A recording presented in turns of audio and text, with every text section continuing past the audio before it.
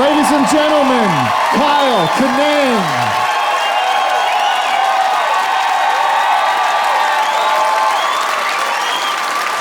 Oh my. Boy. Thank you. Wow. Thank you. Thank you. It was a Salt Lake City. Natural choice. For profanity-laden stand-up comedies. What's your target demo, Kyle? Oh, polygamous snowboarders, of course.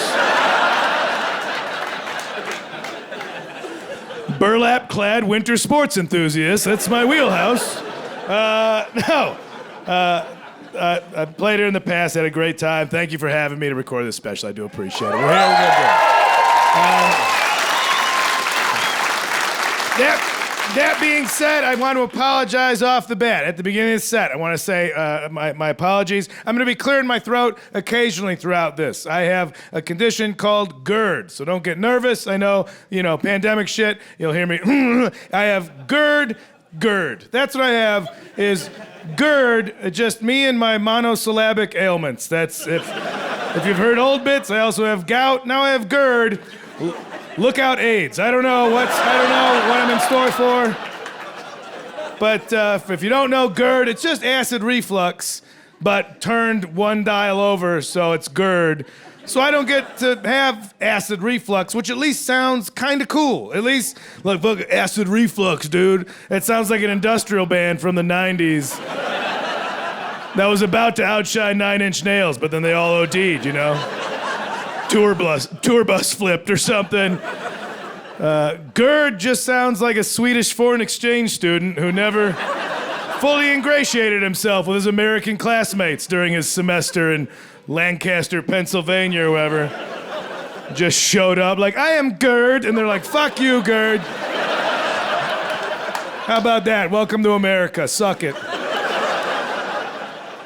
He tried. GERD tried. He would get care packages from the homeland, try and share them with his classmates. But the kids who smoked under the bleachers wanted nothing to do with it. I don't even know why I don't like him. He's just weird. He's blonde. He's so blonde, he's green. You know that shit?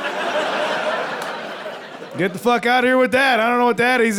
He's always bringing around some weird candies made out of sturgeon or some shit. I'm not into it. Take a hike, GERD. Nobody wants your fish caramels. Should go play tetherball by yourself, and then, move back home or whatever. There it is. All right, so I got that. I also have, I had appendicitis over the pandemic. That was cool. I had that. I got it between variants. Lucky me. Managed to get a hospital bed. I had appendicitis. I thought I'd gotten food poisoning because I routinely get food poisoning. And that is not the fault of the food service industry. That's on me. I know how I live, I acquire food poisoning occasionally through risky behavior, If I was more sexually active, it'd be a venereal disease, but just, man, I got that food poisoning again. I've been out there partying, And, I got it. I ate at Chipotle, which that's okay. That's a low hanging fruit for comedy. Chipotle, but also Chipotle kills people every year. Every year, Chipotle has to have a press conference where they're like, yeah. I'm surprised we're back here again too, but somebody pissed in the spinach again or something. Anyway, long story short, we're sorry for your loss. We're sorry. But we're gonna make it up to you. We're gonna offer a BOGO every Tuesday in July for your loss. You get an extra burrito on account of the law, your bereavement burrito. It's burrito for your bereavement. There's some. It'll tie together later when we get there. I don't know. But that's the thing. Listen, I'm going to go on to vaccine. I'm pro-vaccine, pro-science, but I behave in very anti-vax ways. One of those is I keep eating at Chipotle. I know it's dangerous, and I engage in that behavior freely. I'm like, it's freedom, not fear. I will not live in a prison made up of your paranoia. Now, they got that white queso dip back on the menu anyway. So So I ate that, and I'm feeling, and like I can self-diagnose food poisoning at this point. I'm pretty familiar. I'm like, ha, here we go again. Dancing with this smelly mistress another evening.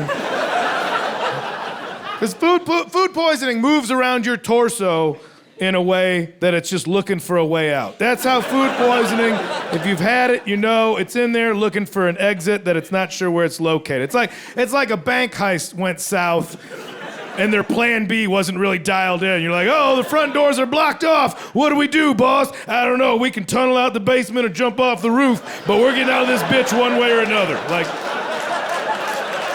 that's food poisoning. This was different. This did not behave like this. This just started making a little nest for itself. Right over here, started making a little home for itself, and I was like, "Ooh, that's different. That's we got to find out where." We went to the doctor, and doctor's like, "Yeah, your appendix is inflamed. It hasn't ruptured yet, but just go to the ER because they're gonna have to get it out of there."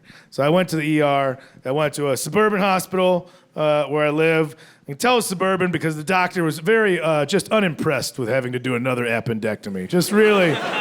Just another boring day at the office for this surgeon. You could tell he's out in the suburbs like, can't we get a goddamn knife fight in this town? I went to school for real shit. As he came in the room I was in, he's like, yeah, we're gonna give you a laparoscopic appendectomy, 3 incisions, laparoscopic appendectomy. He said that once. He only said that one time, laparoscopic appendectomy. And that was enough, too, because I was like, whoo, uh-oh. Because they charge by the syllable. So you know it's like, laparoscopic appendectomy. Esquire, the third, pump the brakes. But he just called it that one time. After that, he just called it a lappy-appy. I don't know about you guys, but I'm not a fan of a nonchalant attitude from a surgeon. Say the whole word. Earn your money, say laparoscopic appendectomy. He wasn't even saying it to make me feel comfortable. He was just saying it out of just shortening his job. We can lappy. Because they were saying it out in the hallway, too. They were just like, what's in room 9? It's a lappy-appy. It's nothing exciting. Like, don't do cute nicknames before the procedure. If I live, we could be adorable afterwards. Afterwards, just shit, man, we could put glitter on the scars. I don't give a shit. But beforehand, say the whole term, make me feel safe. I have to go under anesthesia. People don't make it through anesthesia sometimes. I could still die, even if it's routine. What if I die? That's it. I died without any information about what was happening. I just show up in heaven or whatever I qualify for at this point. I don't know. I definitely have some strikes against my license by now. But anywhere you wind up where some ethereal being with a clipboard's like, oh, man, you weren't on the schedule today. And the best I can say is like, I guess my lappy-appy went whoopsie-poopsie. Didn't get much more information than that.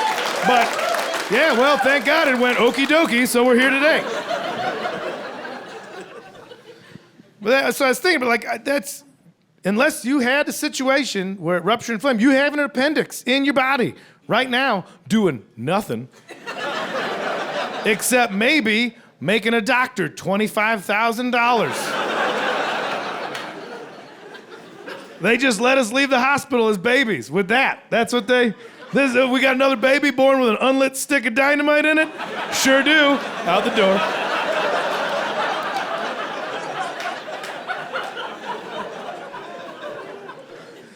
Should we do something about this? Nah, man, I might want an 87 Corvette at some point. Well, a bunch of walk-in scratch-off tickets for doctors right now. That's that intelligent design. Every baby born with a time bomb. You know it. There you go, out in the world. Meanwhile, I was circumcised, like, right away. That was the thing. That was the thing. Like, oh, we can't have that. Oh, hey, we got another baby born with too much dick. God, can't believe you think if it was unnecessary, evolution would take care of it. Now babies keep doing too much noodle. Oh, should we wait till he's old enough to make up his own mind? Nah, nobody's ever wanted more dick later in life. At least not in the United States. Nope, just an American celebrating his freedom going, I guess this is all right. Look, would like to have a choice. Why is that the worst thing? Why is that the most horrible part of a new baby boy? That has to be the devil's calamari. Get it off of him. Why is that? Why is that?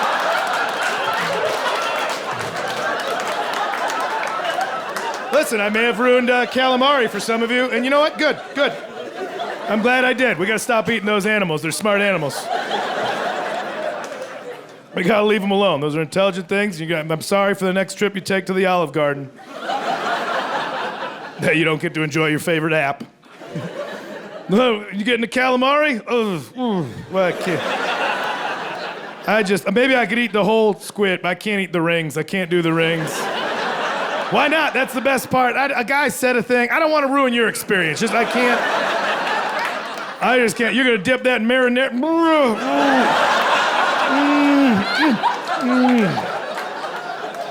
Oh, I know we're here, but I do not feel like family right now.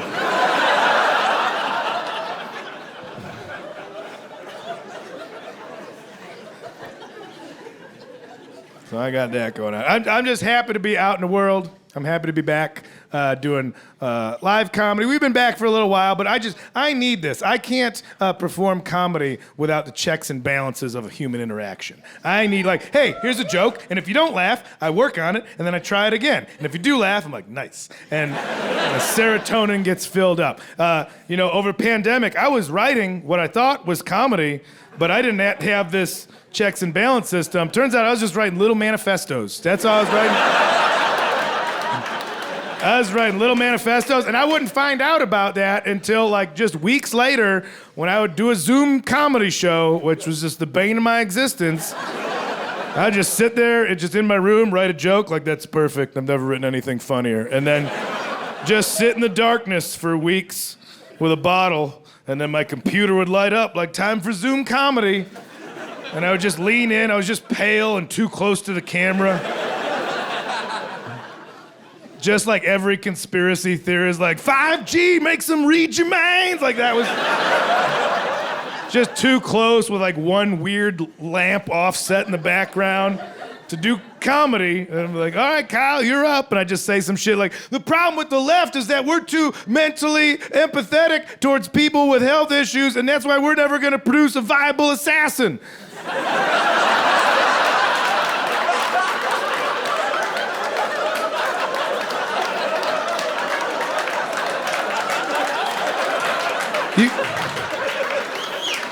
That's not funny at all, man. I get what you're saying.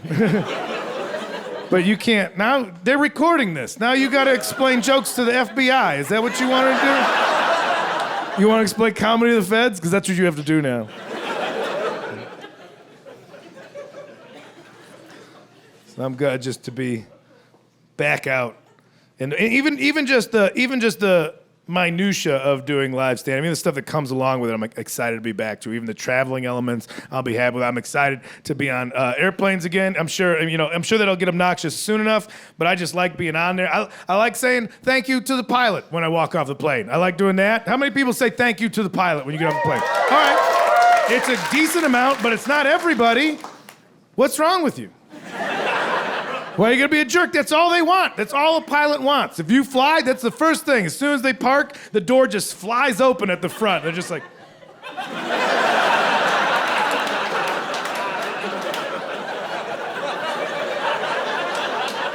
Hey, did you notice how we didn't all die? You're welcome. You're welcome for that. I did that for you. And we all just shuffle off in our pajama bottoms and Crocs, don't make eye contact with me. So rude. That's all they want is a thank you for that job. They're up there. They're tucked in up there. They are tucked in with dress shoes the whole time. And we're back there with half a boner and sweatpants. Nodding off on pills and tiny bottles of booze. They're wearing a goddamn sport coat up there for you. You ever look in a cockpit? It's a panic room. It's just a chamber It's a chamber of anxiety for anybody that doesn't know. And they know all the buttons, all the switches, they know what to do. The windshield, that's arbitrary, that's for us. If a pilot sees something wrong out the windshield, we're dead, we're already dead. Like nobody's gonna get on a plane without a windshield, that's for you guys to feel all right. If something's going wrong out there, we're fucked, man, we're straight up fucked, I'll tell you that. At the beginning, they get in there and just know, they're like, every switch, like, don't die, don't die, don't die, will not die, we won't die here, won't die if I do that, better not die, better not die, better not die. Oh, here's the big old good luck lever, we need that, don't die, shit, almost, if I didn't do this, we would have definitely died. Fuck, thank God, don't die, and here we go, not dying. And then we all just hung over, shuffling off like the landing was a little choppy, I don't know.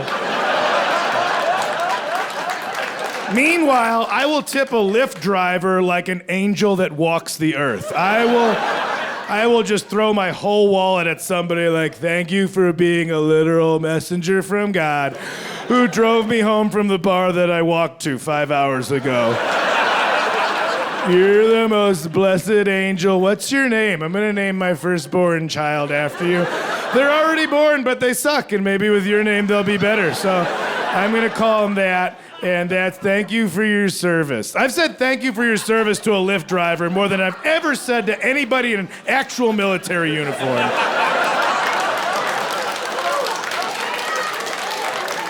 And they show up dressed like a fire alarm went off at the dorms. Just wearing a free t-shirt. They have like 3 whole Doritos in their hair somehow.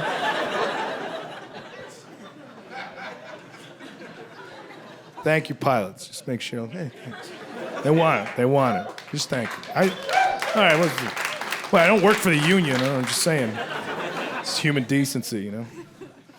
Even the little things about travel, like even just staying in hotels. I have to stay in hotels for this. And I like staying in hotels. They're always tidier than I keep my own place. I like that. I'm like, oh, that's what a made bed.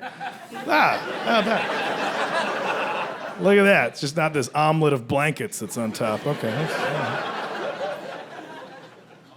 And don't be the there's always somebody like, I like staying in hotels. Somebody's like, hotels are filthy. I'm gonna show you a YouTube video where somebody went in with a blacklight video. Don't do that. Don't be that person. I know, I'm not an asshole. I'm aware of what the world is like. Let people like what they like. Don't think that you're better because you ruined what somebody else enjoys.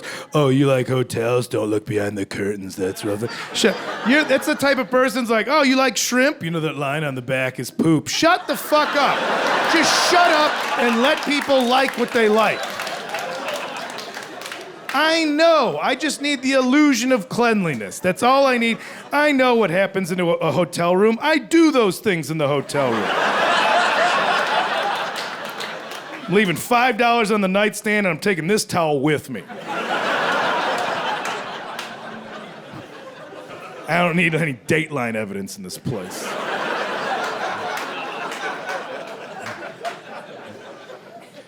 I know. Don't look under the bed. Don't look at this. Don't look at the pillows. Don't ever look at a pillow. Just do that for you. Don't ever look at a pillow.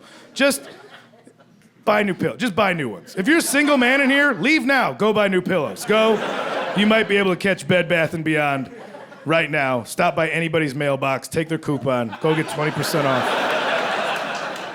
You're like, why do I need new pillows? That's why you need new pillows. That's exactly why you need new pillows. You don't notice the decay when it's in your life, as a permanent. But eventually, like me, I did my bed laundry. Okay, linens, if you're a jagoff. I did my bed laundry in the daylight once, and I unsheathed the pillow. I don't know how I got pillows.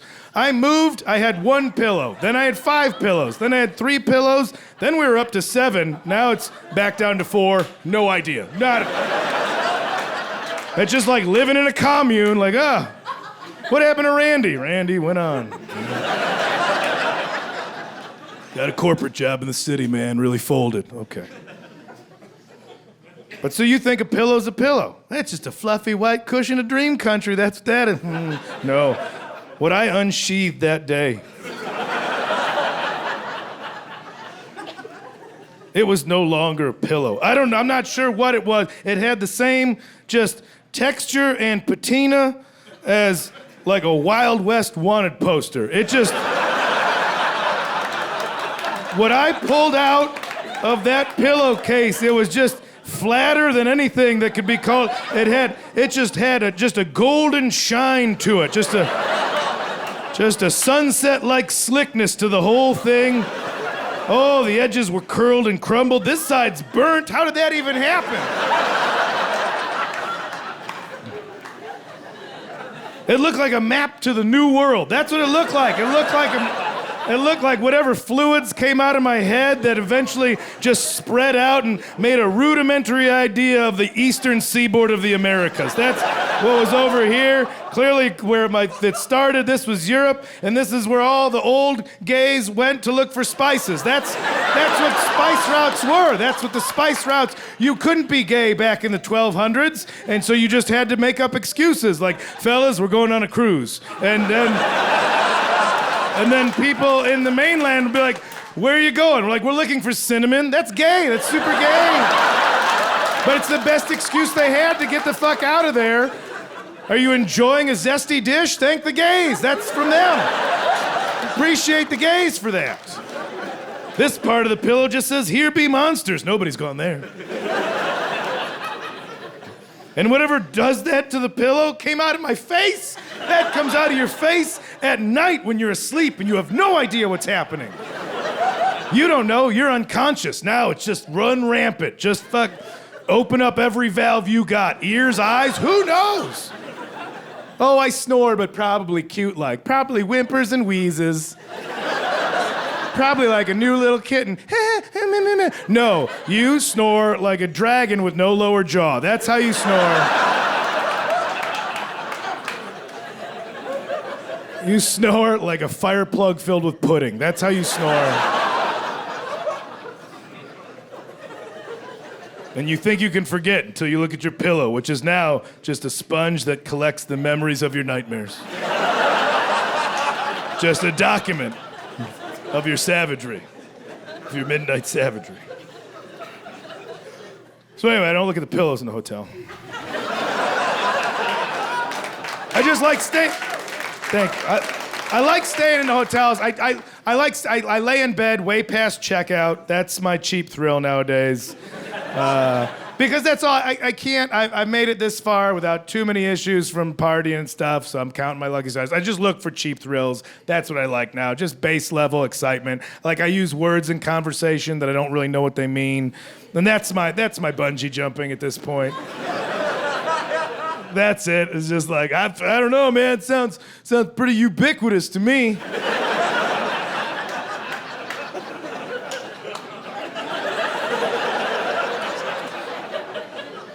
Non sequitur? I think that's perfectly sequitur.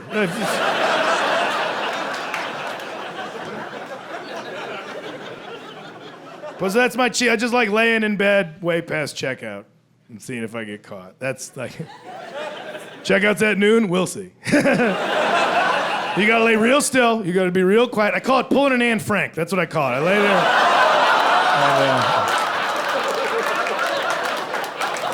Gets real scary when they're in the hall. Uh-oh. All right, we're fine. We're fine. Everybody's fine. I know, it's hard to do that kind of joke when I look like I should be at home plotting to kidnap a Democratic governor. So...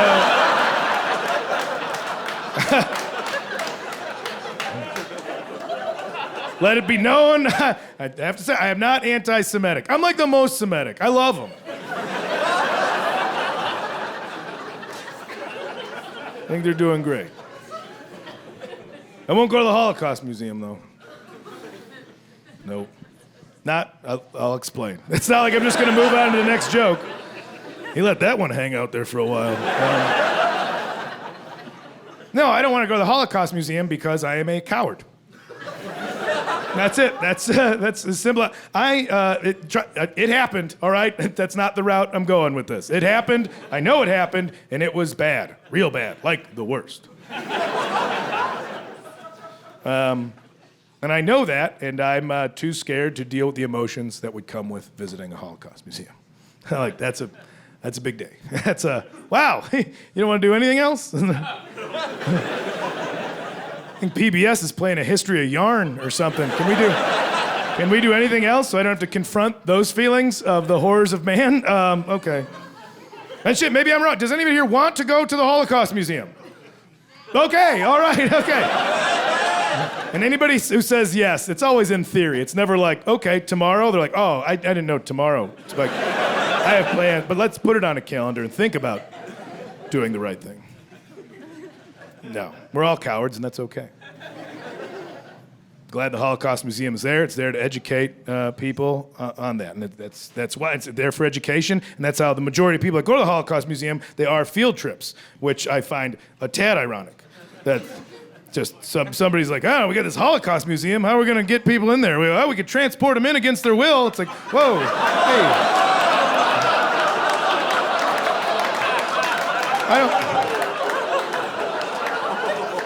Has our marketing guy even been inside yet? Because that's like a main thing that happened. You can't just look at the pictures. You got to read the captions. They didn't just love trains, man. That one's a bit too far. That one went. Tested your limit with the whole joke, then I added that part. All right, sure. No, sure. We'll edit it out. We won't. It's great. It's great. It's a great tag.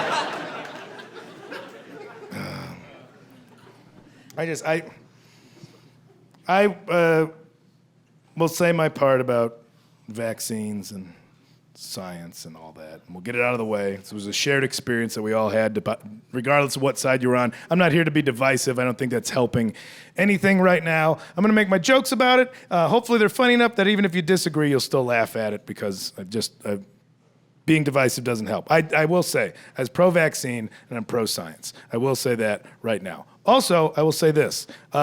Consider the source material. First off, I'm a comedian. I shouldn't be a part of anybody's research. Ever. Just ever. But being on the podcast, no. Also, I will tell you to trust the science. But know this, I also get sunburns every year. Multiple sunburns. And that science has been out there since the sun. Since the first person has been like, oh, I gotta find some shade. I ignore that science every year. That's the dumbest look you could have in a first world country, is an adult with a sunburn just going, ha ha, fuck, yeah, man, I really thought I was gonna get around it this year. I was doing yard work, but I was bobbing and weaving. I didn't think it was gonna get me this year. Nope, first nice day of the year, I'm just out there like, you don't want to SPF too early, you want to get a good base coat. You want to brown up even, then you can lotion up. Second nice day of the year, bright red screaming cancer. Got shoulders that look like French bread pizzas. Then after that, I've clearly tried to apply sunblock, but I've done it alone and been too proud to ask for help. And you can see that because you can tell I've just taken the tube, I will squeeze it over my head and just let it drizzle down, just magic shell style, just oozing down my face. Just a little hot fudge Kyle, that's all. My head and face are a ghoulish white, like the holograms from the Haunted Mansion showing up next to you. Ha! What you barbecuing? Blah. And the rest of it I kind of push down around my chest and shoulders. My back is just a series of violent handprints. Just furious slappings. Oh, it looks like demons had tried to drag me to hell. But thank God the copper tone was too slick. And they couldn't get their talons in. Praise Jesus. Not today, Satan. You will not capture my soul. For your demonic pits of hell, I managed to slip away in the flames of the underworld, only burnt a spiky, tribal Godsmack album cover looking thing. Fucking relinquish your grasp, hellions. And then after that, my sunburns are just some variety of what was exposed during whatever stupid outfit I was wearing that day. Because summertime, I get real dipshit in the fashion sense. So it's like, ooh, short shorts, long shorts, tall socks, no socks, flip-flops, those Huarache sandals, that's a fun one. Tank top, t-shirt, half top, we were playing around with some stuff. I just have the same reds and pinks moving across my body that look like the weather map of the heat wave that created the sunburn. So, like I said, grain of salt. But I do think that you should get the vaccine. I just didn't understand being scared of it. I didn't understand. That was the thing, like people were like, you don't know what's in those needles. I'm like, yeah, that's what's fun.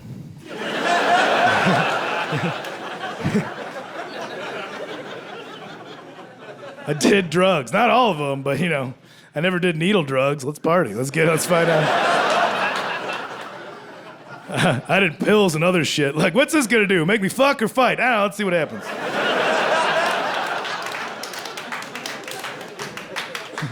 We mad at each other or just hugging real hard? I don't know. You don't know what's in those needles, dude. Fuck you. That was always said by people with the shittiest tattoos. You don't know what's in those needles, dude. It's always said by some dude who had like "Only God Can Judge Me" scribbled across his chest. Did it with a guitar string and India ink and his cousin's pig roast, How many "Only God Can Judge Me" tattoos you think have been in a courtroom? I'll tell you right now, it's all of them. It's every single one of those tattoos. Every single person who thinks only God can judge them has been judged by a terrestrial being. Only God can judge me. 18 months? Fuck, man.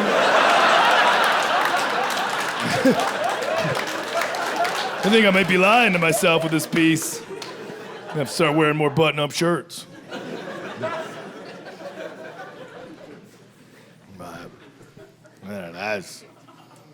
Even beforehand, even before the whole thing, the anti-vaxxers kind of made me laugh. Vaccines cause autism, man. The vaccines are causing autism. Fucking good. We probably need more autistic kids. Yeah! They're the ones that keep beating robots at chess. And if you don't think that's an incredibly necessary individual in this day and age, all we do is keep getting information over to the algorithm. That's all we do. It's just like, oh, accept cookies, allow tracking. Come on, man, I'm trying to look at tits on this thing. It's only a matter of time before like, oh, the machines took over the banks and I can't get my folding money out to pay my bills. What are we gonna do? Well, we could ask Toby if he wants to take a break from building DNA strands out of Legos long enough to save the world again. Do you mind, Toby? We'd love your help. We'll get you the big chocolate milk this time.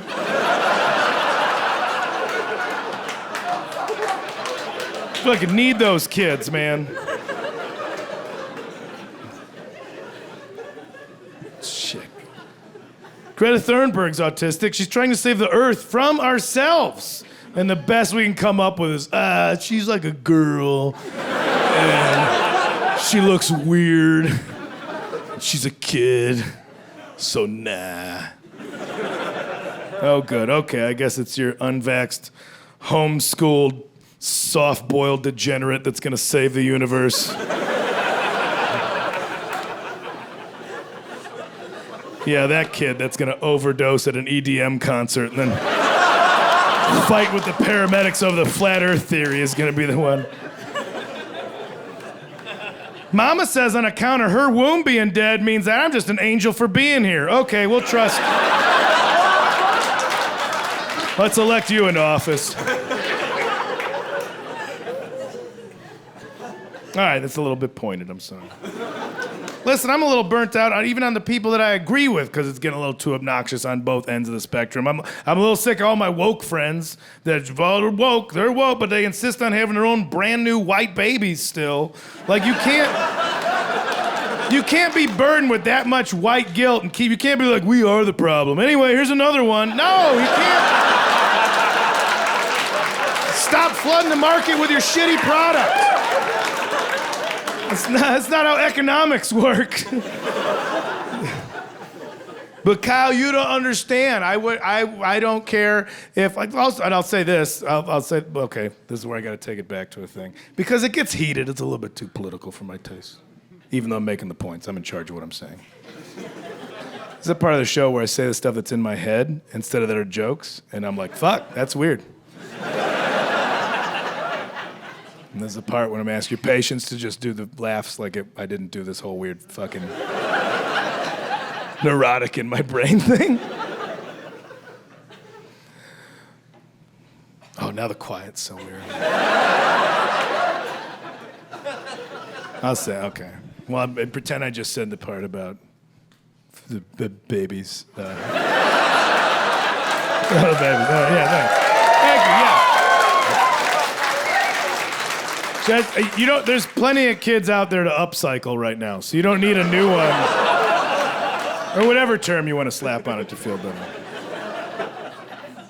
But then they'll try to defend it, be like, you don't understand, Kyle. We're gonna raise our child to be a feminist. You need to raise your child to digest plastic. That's who's gonna survive. That's who's gonna live. It's not looking good out there. That's what you need. But Kyle, I wouldn't care if my kid was trans. You should care if they have gills. You need a kid that can breathe smoke or water. That's what you need, a plastic-eating fish baby if you want any hopes of grandkids. Okay, it's not the most comfortable subject to try and breach with comedy, being an antinatalist and thinking the overpopulation's a problem, but we're gonna give it a shot. Yeah, you talk. I know.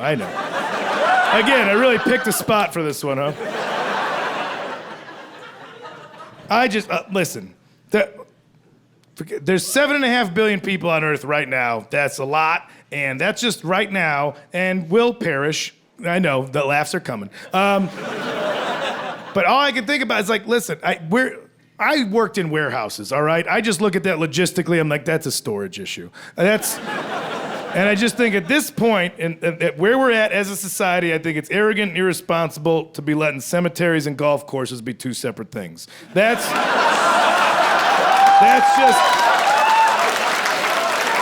We gotta be realistic. That's an ignorant use of real estate at this point.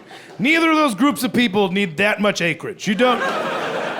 If you're dead, you need none. You need zero land. If you're dead, you don't need any. Just cremation in the wind, that's you need. You don't need like, what about the box? What for me to turn into nougat into? You don't need... You don't need it. Look at how many people are in cemeteries versus how many visitors are at a cemetery at any given time. That's a bad economic model. That's not going well. You don't need it. No, but where's your great-grandparents buried? You don't know. If they're white, they were racist, so they're out there. The only person who knows where they're buried is the guy from whichever country who's there doing the landscaping. So I love that irony that your old white racist relatives are now job creators for immigrants. It's the only person who knows where Nana is. And they're hitting her headstone hard with the weed whacker, too.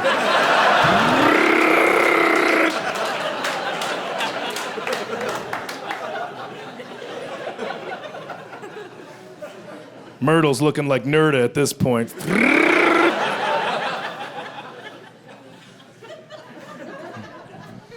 You don't need that much. And we put fences up around cemeteries.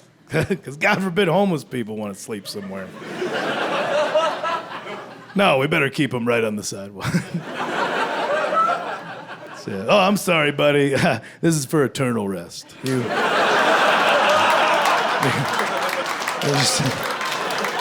You just look like you're trying to nod off somewhere. So, I think there's a Chick-fil-A downtown. You could do that. So you go on a Sunday, you could stay there all day. They're closed. And by rights, you should be able to stay all week. They're real Christians, so they should be able to just hook you up, put their money where their mouth is.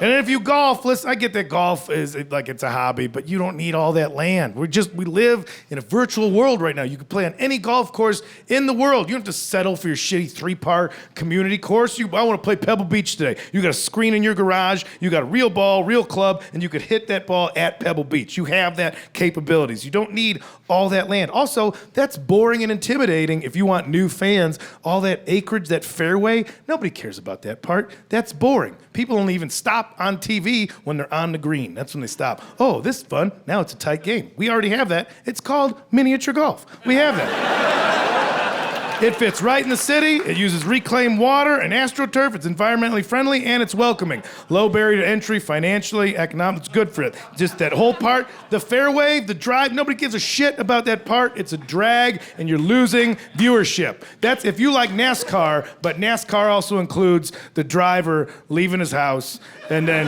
just get in his regular car and then just sitting on the highway to then do the race. You're like, this is unnecessary. I don't know why. I didn't need to watch this at all. I'll flip around channels on this.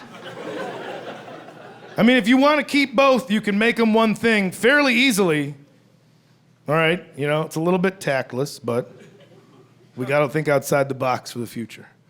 You pull the headstones up, all right, poltergeist style. But then you put all the names on a very tasteful plaque at the T so you can pay your respects to who you're going to play through, you know?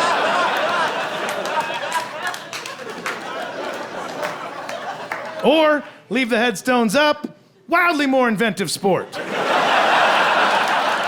You're making money hand over fist. Hey man, you like golf? I don't know, it's all right. What about pinball? Okay. Shit, man, I thought I sliced it on that dog leg, but then Pup came through and knocked me right back onto the green. Here's my whole wallet. I'm gonna be here every weekend.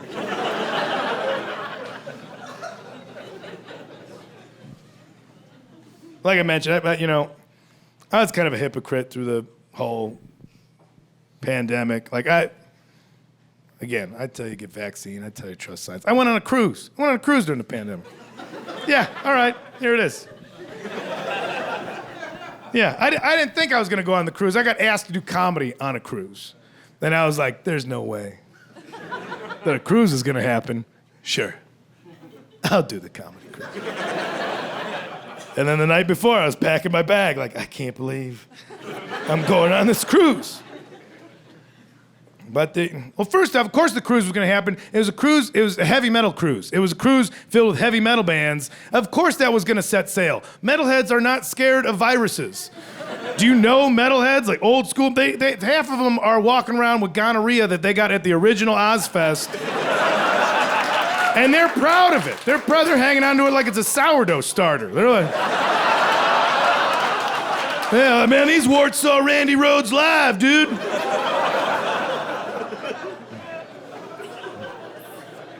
So of course that cruise was gonna happen. Also, they had protocols. I forget whichever test is where you do a test in front of your computer and then a doctor's watching you from the doctor. I just gave a stranger access to my webcam. This special might not be the thing you see on the internet of me coming up soon. Yeah, I'm like, why are you just in a bedroom too, man? Like, be in a laboratory. You got the same bad lighting setup as me. What is that, a Mudvayne poster in the back? You just work for the cruise. You work for the cruise. I got this stranger, and I'm just in my room. He's watching me. I'm 4 knuckles deep with a Q-tip into my gray matter. That's the closest I'm ever gonna feel to a cam girl, was that moment. It's a guy just watching me drill my orifice. Oh, deeper, daddy? Okay. What do you want me to do now? Spin it a little? Ooh, you're sick. You're naughty. I feel shame, but this Verizon bill isn't gonna pay for itself.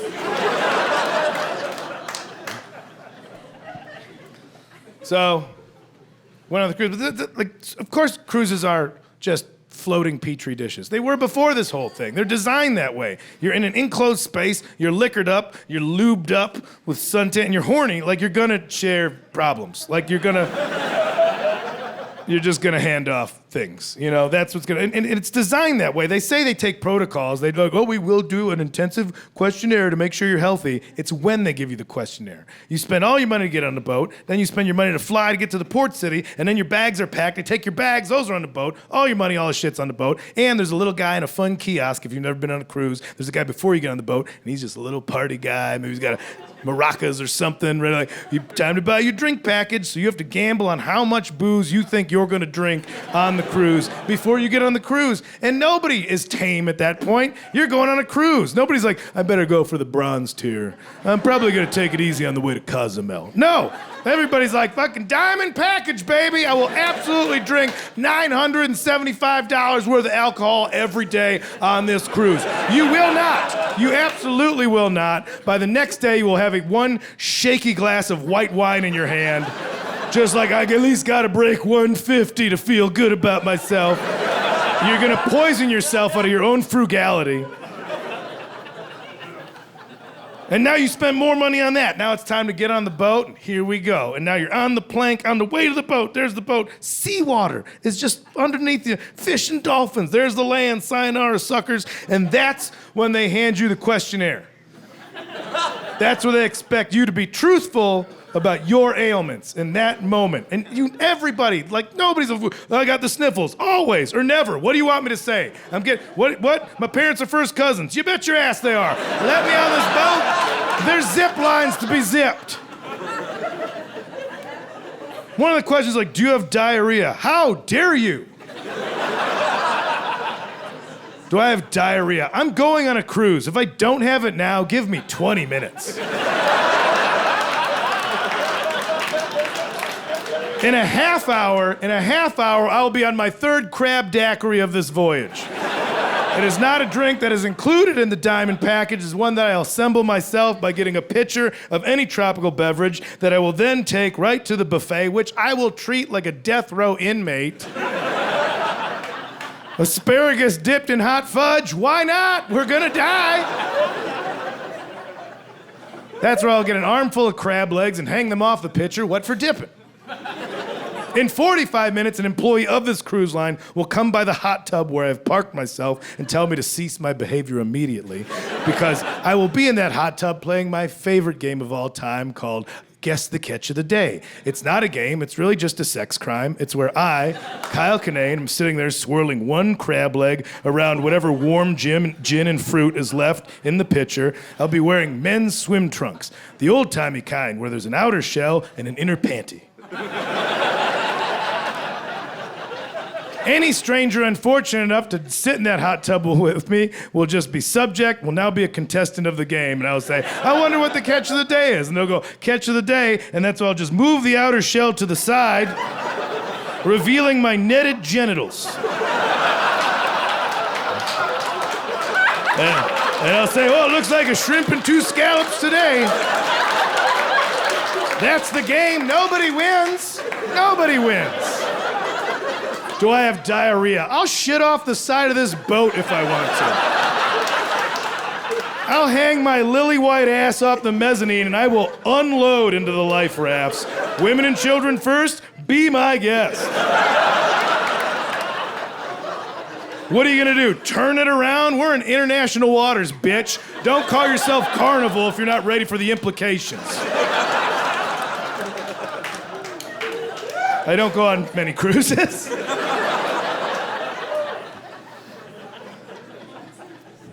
I'm gonna tell you a story. I'll take a break tonight. I know it's warm in here. I know you're not gonna drink, so thank you. I'm gonna tell you the story, and then we'll get on our way.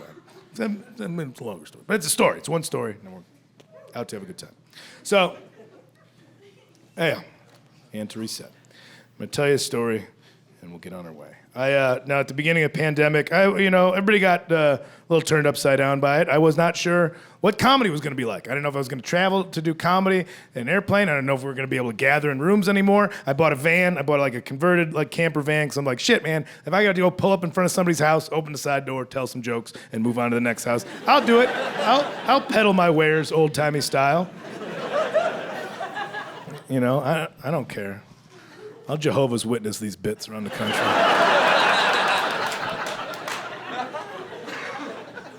Jehovah's Witnesses, that's what it's called. Nope, I'm gonna cut that one out. That sucked. This is why I don't riff. So I bought this van, and the first stop with it to kind of test it all out and get used to it, I went down camping with friends. I went to Joshua Tree National Park. And we know Joshua Tree, but also, national parks. This is Utah. You have, whoa, wow. Just stuff that you're like, don't anybody touch this. This is amazing. Arches, what's happening here? Look at, dinosaur footprints? Oh, you mean God's little tricksters? Oh. Yeah, sure. Okay, I won't bother those.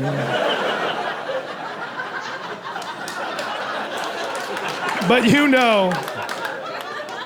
but that is astonishing landscape. Just a little further south, Grand Canyon. I have to rub my eyes every time I'm there to be like, this is not a painting. This is a real, this is a geographic anomaly, that big that I'm looking at. But then you go to Joshua Tree after seeing that stuff and you're just like, No. You got the rock that's on top of the other rock over there. That's pretty wild. Yeah, look at that. Anyway, what's over this way? Oh, bullshit. Oh, look at the rock that's on the rock and a couple trees and doing the thing there. All right. It's nice that it's there, but it's kind of just like, yes. It's like a geographic Kardashian, It's hot and of no value, but we somehow keep trying to make it a thing, So, and all the honky witches from LA and the Stevie Nicks cosplayers go out there and recharge their crystals, which, all right, I'm making fun of it, but you know what? If crystals make you happy, you're not hurting anybody, go have your special rocks.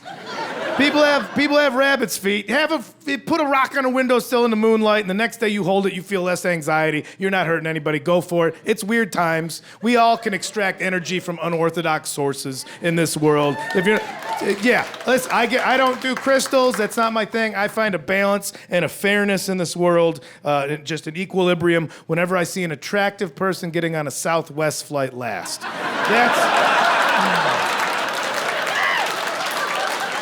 That's when I know that there is some small undercurrent of justice in this world. You just see a supermodel, just somebody gorgeous, a gorgeous individual, and then you see that C on their boarding card, and you know they have no idea. And you're like, oh, honey, you're about to learn how the world really works. Yeah, you got bumped off a United flight or something, now you're here with the great unwashed. This is gonna be fun. Because they always stand at the front of the plane with nothing but middle seats open. They're just like, I can't, but why? But what am I gonna do? You're gonna rub some elbows with some stinkers. That's what you're gonna do. Squeeze in here with some slobs coming home from Vegas and make some friends.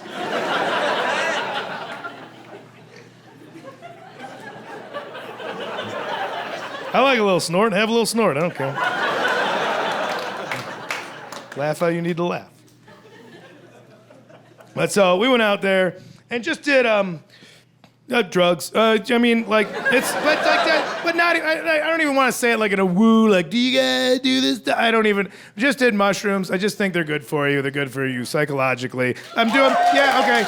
And I'm not gonna preach. I'm not gonna proselytize about it. Do them safely. Do them around people that have done them before that you trust, and do them outside. That's all you gotta. Don't do them in an apartment because you're just like fucking the toilet. It just has water that goes into the earth, man. Anything's a wishing well if you dream big enough, man. Is that where my car keys are?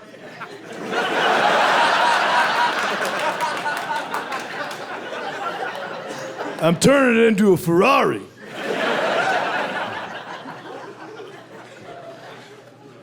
So just go, and you can have a bad trip, but it's not, I'm not even talking about acid. Just like, I had a bad trip on this one. Not bad, but like, I was with a group of dudes, and I was outnumbered as far as the soundtrack of the trip went, and so they wanted to listen to jam bands, and I found a new kind of hell for myself. If jam bands are your thing, good for you. Bless your heart on that stuff. I do not hear a jam. I never hear a jam. I hear 5 stepdads who do not know how to end a song. That's what I hear. I don't care what name of the band you tell me it is. It's one band that names them all. It's called Noodly Lou and the Turd Herders. And it's 5 dads in cargo shorts, and one guy wants to end it. You know, one guy in the band.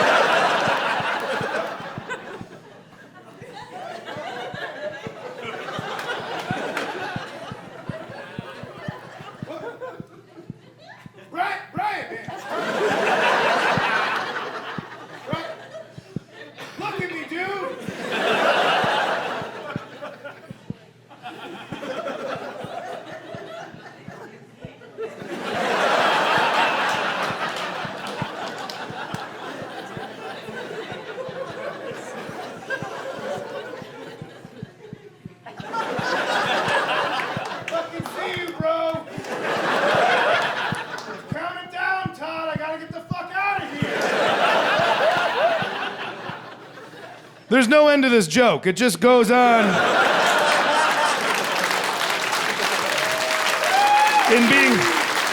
In being faithful to that genre of music, the joke just goes on until everybody's like, we do have to get out of here. That really, there's no shit on that one. But so, at the end of the weekend, everybody left. And, after we all just sat there frying out, sinking in the sand, everybody left. I was the last one to leave, and my van did the same thing. It sank into the sand. Who would have thought big old heavy van and loose sand wouldn't agree with each other? But I was the last one to go, so I'm just there by myself. Like, I'm spinning the tires, and I'm throwing debris under the tires, trying to get traction. I wish I was the guy that knew those kind of things. Just, we're just gonna leverage. You could put some weight on this opposite angle, and then the rear differential, that's actually gonna go counterclockwise unless you grab traction. I'm not that guy. I had to look up on the internet what to say for that part of the bit.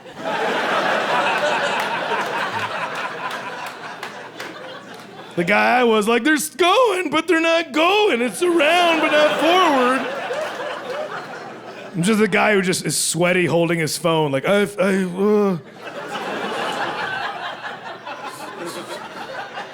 Usually there's a lot of answers. This. And I did. I looked at my phone. Had fantastic service out there. Go figure. Verizon. Hey, what are you, in the middle of nowhere? Full bars. Hey, you in an actual city where you live and conduct business? Why don't you suck our dicks? So that's...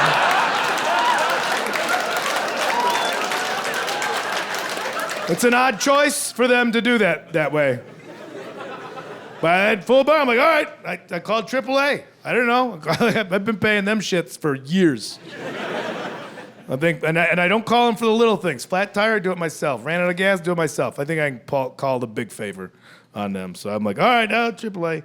And they're like, where are you located? I'm like, it's out there.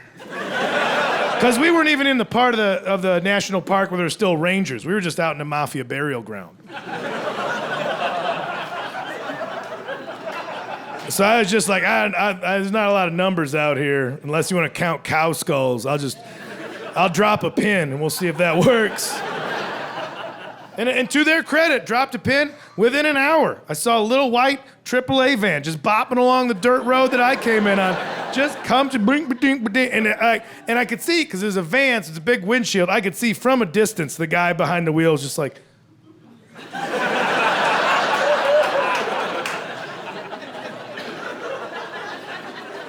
And he pulled, his window is down. The first thing he said, he just goes, I can't do anything. And I was like, I know, but now you're here. And two heads better than one. Huh? And so he was pissed, but he's obligated. So then we were just hanging out. Two of us were just leaning on his van, looking at my van. Neither one of us having any answers. And finally, after a while, he just goes, I can call Garrett.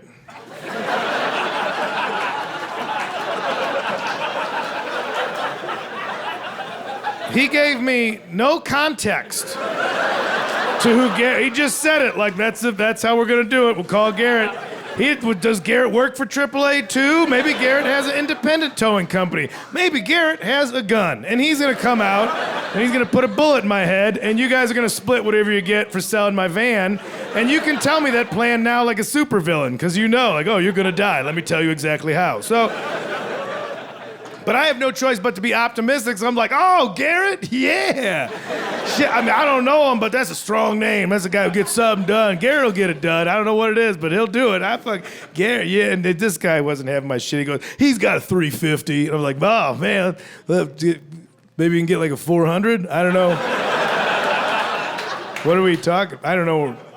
If these numbers are important, can you get more of the numbers? He's also got a Cummins. I'm like, what's that? I hope that's a Goins. He wasn't into the truck humor. He wasn't feeling it. So he shuffled off, and he called Garrett. And within 20 minutes, this Mad Maxian cloud just appeared on the horizon, just tearing at us as if born of the setting sun. This was the phoenix that was Garrett. And he was coming right at us. Now, you know national parks are very precious about them, and as they should be. They're trying to preserve that shit. But you get there, and they're not screwing around. They're like, stay on the trail. Leave no trace. Pack in what you pack out. Don't look at any of the animals in the face. They can't know you're here. Actually, we'd prefer it if you left. That should be the slogan for national parks. Welcome to your national parks. We'd prefer it if you left. You're really only harming this beautiful place. Garrett was not adhering to those rules. Garrett was a firm believer in the concept that the quickest way between 2 points was a straight line. So he was driving as the crow flies. Save for a couple swerves into the namesake shrubs. There was a couple deliberate moves where Garrett was driving like somebody named Joshua had just fucked his mother.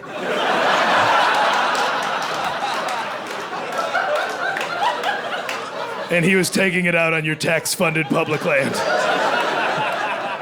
There's a couple hard jerks of the wheel where you could tell he's like, just because your dick's in her doesn't mean I'm calling you dad.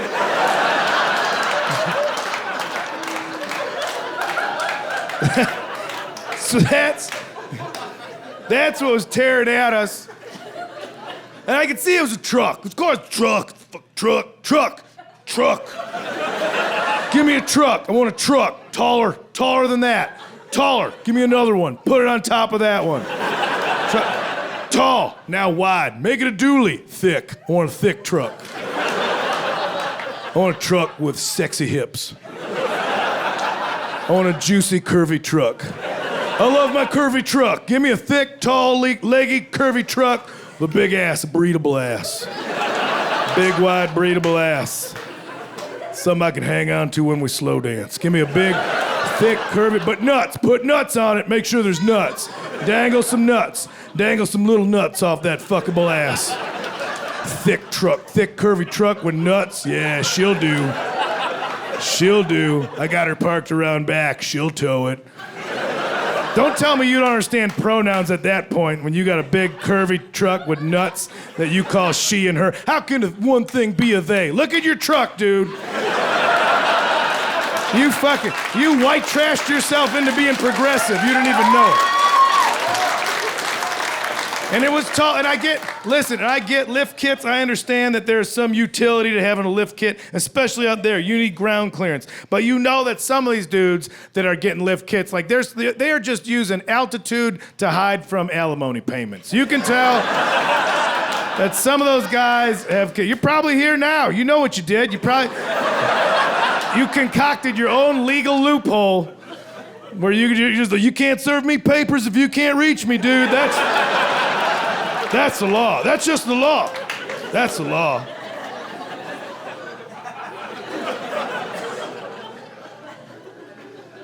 Just laying flat in the cab whenever baby mamas come around looking for money. Fuck, she's still out there, dude? Fuck, what money, Charisse? Look at this exhaust system. I don't have any money. That's what's coming at me. As it gets close, I can see that there's graphics on the truck. He's got graphics. And it's like a graphics, like a wrap. And it's the front of it, that's all I can see so far. It's skulls. Skulls. Yeah, skulls. I get it, skulls. They're unicorns for dudes. Skulls. But as he's getting closer, I can see that all skulls have, they're wearing gas masks. And that was confusing me. Because I was like, why do you need a gas mask if you're a skeleton person? You don't have a respiratory system. What do you got, allergies? You don't got lungs, man. You can't, the disease about the ribs, you're fine. But then I was like, no, maybe they were people. They were people. They put on the gas mask, but they didn't work. Now they're skeletons. Whoa, heavy shit, Garrett. But then he got even closer, and I could see that all the skulls had big smiles on behind the gas mask. And I was like, Garrett's rolling in here with more questions than answers.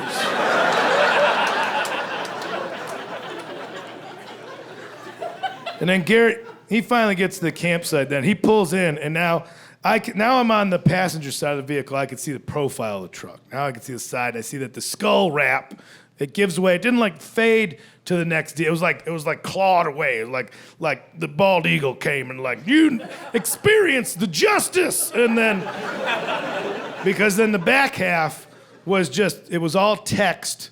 It was all like script, whatever font the Constitution's written in. I don't know what it's called, Patriot Sans or whatever, but that was all over the curvy hips of the truck. And I'm reading, right away I'm assuming probably 2A, probably Second Amendment. That's the kind of thing you see on this truck. Never really championing the First Amendment. You never see a bumper sticker on a truck like that that's just like, sing your truth. It's never that. It's usually some sort of come and take it type situation. So I'm reading it, but as I'm reading it, I don't see anything about right to bear arms or, defend. I just see shall prevent against illegal search and seizure and personal property and all that stuff. I'm like, that's the Fourth Amendment. My man Garrett has his truck wrapped in the Fourth Amendment. And that's when I realized something very specific had happened to Garrett. You don't just cherry pick. You're not just like, I'm an American, pick one, I don't care, wrap it up, dude. Something went wrong with Garrett for him to be like Fourth Amendment. For that. He got busted selling reptile eggs on the dark web. But he found a flaw in the warrant and decided that he could defend himself in court. That's the best I could come up with. He just showed up and just, said shit. Well, respectfully, Your Honor, okay, the warrant is looking for Bolivian salamanders. And if I could point you to Exhibit A, the evidentiary photographs, and you do not see any Bolivian salamander eggs here, do you? I'm not to the untrained eye, but I can tell you that these are Honduran geckos. Now that is a similar spotting for any people out there that's a similar spotting, but these are legal, and I believe the 13 to 18 of the lower the states that are stuck together. As long as I fill out the proper paperwork at the post office. Ergo, Your Honor, respectfully, this whole thing should be thrown out. Ergo. Respectfully. And you could tell she had just had enough. She's like, that's the third time this week, Garrett. No, God damn it. $75 fine. And that's what just sent him over the edge. Like, not in my America. Hell no. You do not tread on me. I will not be treadeth upon. You're treading on me. I don't want to be treaded on. Just fucking wrap the truck. Fourth Amendment. I'm not putting up with this shit no more. Fucking, you do not tread on me. Nobody tread. By the way, I do have the rattlesnake eggs from the Don't Tread on Me flag, but hit me up on my Hotmail because the feds are monitoring my Yahoo account, all right?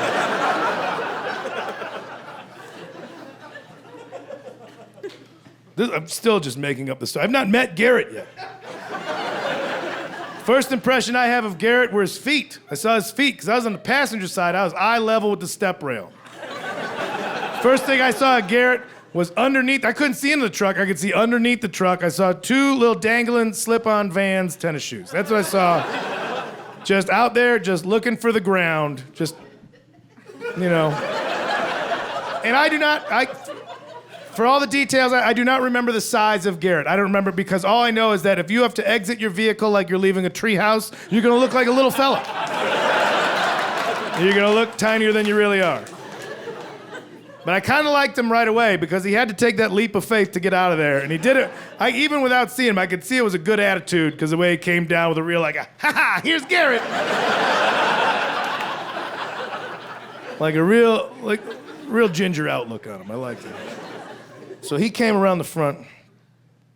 And this is the first time now I'm seeing Garrett in his full form. And he had this look.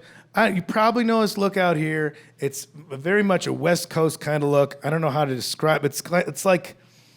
It's kind of like LA gangster, but then it's also like white trash kind of dude. But like suicidal tendencies meets Supercross kind of look. Like, it's the tall socks and the long shorts, but then it's a Monster Energy shirt or some sort of energy drink. And then, but like the kind of guy that you could tell, even if he only spent one night in jail for a DUI, still like saying like, back when I was incarcerated, like they love Something about the hard C and incarcerated. Oh man, when I was incarcerated, like you were there for 12 hours. And then the face is always too young for that. And I'm still scared of that look. Whatever age, I don't care, because even if you're not tough, you're still crazy. You still have like a sleeve tattoos and you do weird flips on motorcycles. I'm not gonna fight you. You know you have butterfly knives that you're clumsy with, but we'll still take them out. Fucking what, bro? What?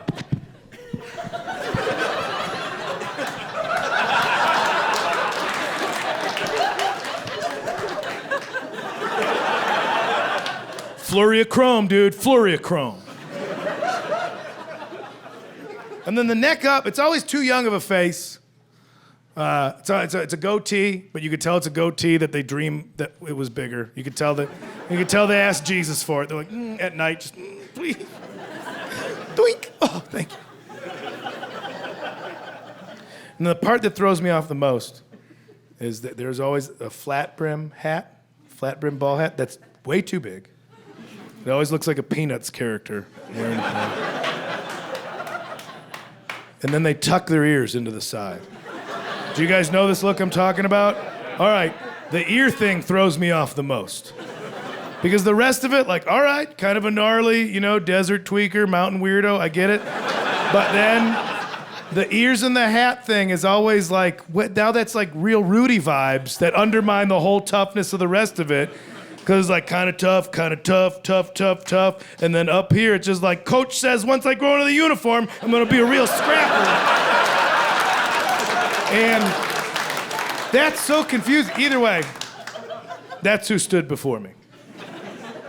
This was Garrett.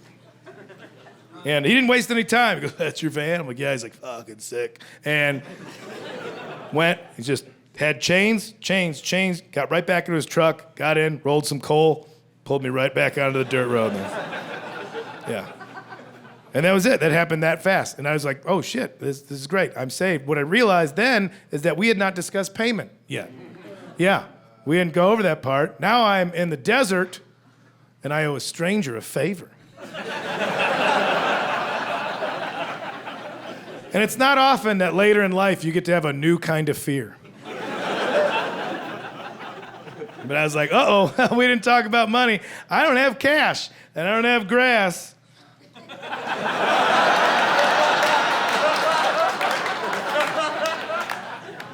I guess what I have right now is a very open mind.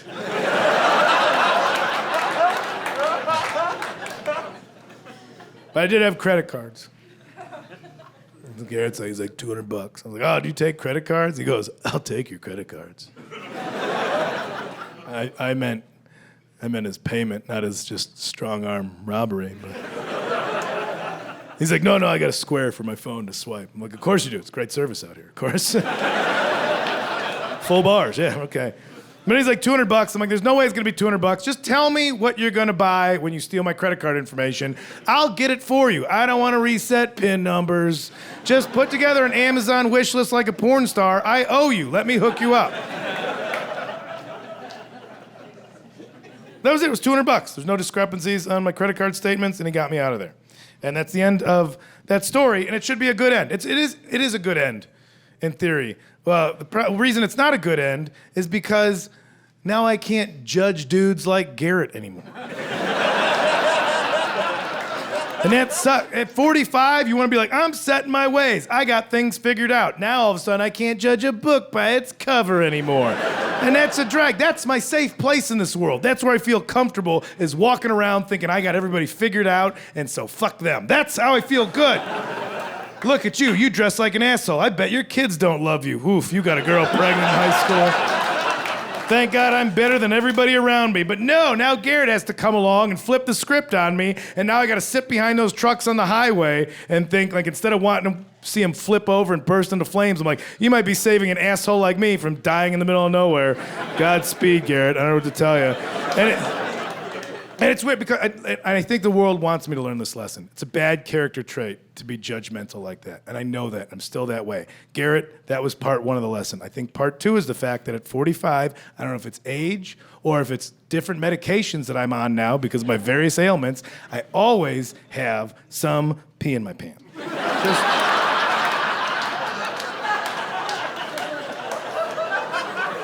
Not a lot, just like a $50 worth. All the time, just all the time. Not enough to go to the doctor about, but enough to keep me humble. So I leave it there. I leave it there because I want to be a better person. I don't want it there. I drip it twice and then I shake it like it owes me money. You're gonna pay up, right? Yeah, boss man, yeah. Then as soon as I put it back in my pant, betrayal. Just boom. As soon as I put it in there, just a little 3-lick cat bath right in the front. Yum, yum, yum. Just right there on the front. Like, yes. Cold tip, permanent cold tip. So between Garrett and that, I think the universe is trying to keep me in line, because I'll revert to that kind of way where I'm like, look at this asshole over here. I bet you got a girl knocked up in high school and then you never talked to her again. And then some part of my brain's like, you think he's got some pee in his pants right now? Like, you know what? Probably not. I don't know anything about you. You don't know anything about me. Let's just get on in this world and be okay with each other. Salt Lake City, thank you so very much. I can't thank you enough. Thank you, guys.